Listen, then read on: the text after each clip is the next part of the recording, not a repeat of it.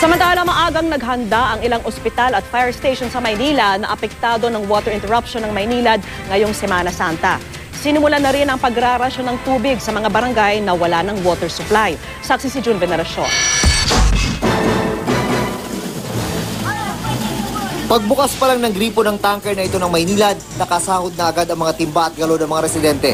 Simula na ng pagrarasyon ng tubig, kasabay ng scheduled water interruption ng Maynilad sa mahigit 200 barangay sa Tondo, kaninang 1:30 ng hapon. Hanggang 2:00 ng hapon sa Sabado de Gloria ang water interruption. Ang hirap talaga sir pag walang tubig kasi siyempre ginagamit sa araw-araw. Nahirapan din nga po ako migib eh. Isang araw lang tayo nawala ng tubig, oras na nga po, medyo irritable na po yung customer. So, andito po kami, tutugunan po namin lahat ng makakayanan po namin para mabigyan po namin sila at marasyonan po namin sa tamang oras. Maging ang mga apektadong ospital sa Maynila, todo ipon na rin ang tubig. Ngayon pa lang, sinasabihan ko na yung mga staff na tipirin ang tubig.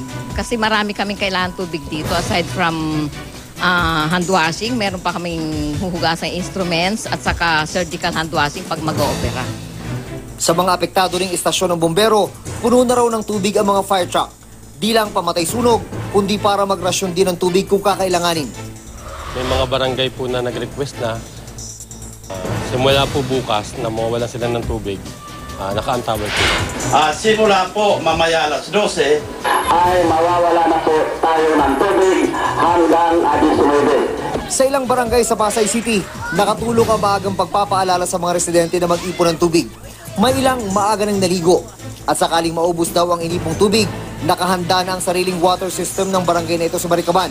Ito po ay nakahanda rin para magamit din bago dumating man ang fire truck. Pero sa ngayon po, dahil mawawala ng tubig, ay ito po ay nakahanda doon sa mga mamamayan natin.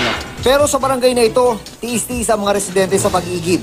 Sa posong ito, kahit kulay kalawang na ang tubig ito. Ay, sobra.